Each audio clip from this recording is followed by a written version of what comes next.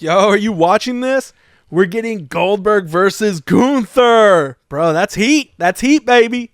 Did you eat expired Slim Jims again? Bro, it's Goldberg. The streak, the pyro, the wreckage. And arthritis. He's wrestled less than my iPhone battery lasts. You remember The Fiend? Hey, we swore to never speak of Tampa 2020. And now they're feeding Gunther to him? Gunther just got the belt back, man. So at least we know he isn't going to beat him. But I mean, God. I mean, but it is that Saturday night's main event. So, like, at least the match will be, well, the match will be a lot shorter. I mean, that favors Gunther. Oh, no. Well, I mean, well, that favors Goldberg. No. And it's in Atlanta. They're going to let Goldberg win. No!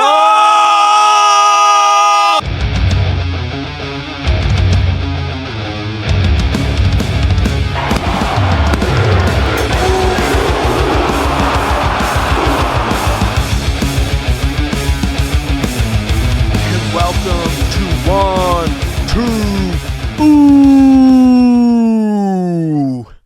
Yo, what is WWE doing? Gunther versus Goldberg for the title? This can't be real life. I'm 8-Bit Mike, and today on 1, 2, Ooh, we're diving into the match that could go down as either an epic final ride or a booking disaster of Fiend-like proportions. Let's get into it. First, we got to talk about how we got here. Basically, looking all the way back to Bad Blood, Gunther basically insulted Goldberg in front of his kid. That's what led to this entire thing. Is it deep? No. But does it work? Sure. It's wrestling. I mean, a feud's a feud, right? But this booking, it feels a little lazy to me. The way we actually got to this match doesn't make a lot of sense. Goldberg just getting a title match because he's Goldberg?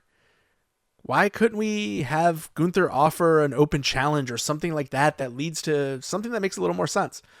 Just feels a little lazy, and I'm surprised to see it from the WWE. This, in my opinion, is a bad idea for a couple of different reasons. One, Gunther just took the title off of Jey Uso. And even if he goes into this match and beats Goldberg, he doesn't really need it. And it's not that impressive of a win, really. If he goes in there and he loses to Goldberg, I mean, do I actually have to remind us all what happened to The Fiend? Why would we even want to relive that? Not to mention, if the plan is for Goldberg to win this match, he's going to just retire with the belt? Or are you basically telling me Seth Rollins is going to run in and cash in on Goldberg at the end of the show? Either way, I'm not a big fan of this. All right, let's take a look at Goldberg's current track record and why he deserves a title shot. Since 2017, Goldberg's lost 5 matches.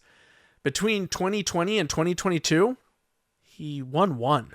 Last win was against Bobby Lashley in 2021. Last WWE match, he lost to Roman Reigns. Nothing about this screams world title contender. I'm just not seeing it. Gunther's style could be a huge plus in this match, as he may be able to mask some of the limitations that Goldberg might have. Being that Gunther runs more of a slow, methodical style, it could really help the pacing of this match and help Goldberg out. But there's major risk here. If Goldberg comes into this match and just looks winded or not himself or slow, not dominant, it could end up being a really poor showing. And I wouldn't want that to be our last memories of Goldberg. Not after everything he's done. So this, to me, again, is another major risk that we're taking. He already looked, when he came to the ring on Monday Night Raw, like he was walking gingerly with a limp. I worried this isn't going to be a great match. But I hope I'm wrong. One of the wins here is definitely the booking. If you take a look at Goldberg's average match time, In his last 11 matches, he's wrestled a total of 43 minutes. That's less than 4 minutes a match. And with this being on Saturday night's main event, where the matches tend to be shorter and the pace is a lot quicker, that could be a big win here for Goldberg. Another win is just the straight up nostalgia. I'm not going to lie. I love hearing Goldberg's music hit. The pyro goes off. It gives me all those memories of the spears, the streak, the jackhammers. I remember Goldberg coming out and the entire ring loaded with NWO members, and you just knew he's in a clear house. I remember being at the bus stop and the arguments of who would win between Goldberg and Stone Cold Steve Austin. It's all of that that makes me excited for this match. It's all of that that makes me pumped to see Goldberg get in there just one more time. Can we get that spark just one more time? It doesn't have to be long. It doesn't have to be over the top. I just want to see Goldberg one more time. But the key word in all of this is was. Goldberg was a moment maker. Goldberg was the man. Was. This is one of those bookings that I wish we would have taken the safer route. If you want Goldberg to go out on top in Atlanta and go out with a feel-good moment, feed him Logan Paul. Logan Paul is hated. Logan Paul is a superstar. Logan Paul is in the main event. People would love to watch him come out and get annihilated by Goldberg in 90 seconds. It would be a great exit for Goldberg. It'd be that splash of nostalgia everybody wants. And Logan Paul taking the pin here wouldn't hurt Logan Paul at all. If I was doing this booking, I think that's the safer way to go. You'd also still be putting a superstar in there with Goldberg, and we'd still get Goldberg's final match. Everybody leaves happy. There's nothing up in the air about the story. It just makes sense because Logan Paul would talk trash to Goldberg, keep this going for the next couple of weeks until we get to Saturday night's main event, and then just let Goldberg destroy him. Let the man go out on top. It'd be great. All right, but let's be real with it, man. My opinion only means so much. I want to know what you think.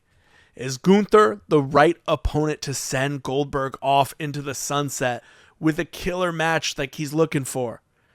Or is the WWE making a huge mistake with this one? Hit that like, smash that subscribe button, and I'll catch you next time on 1, 2, ooh.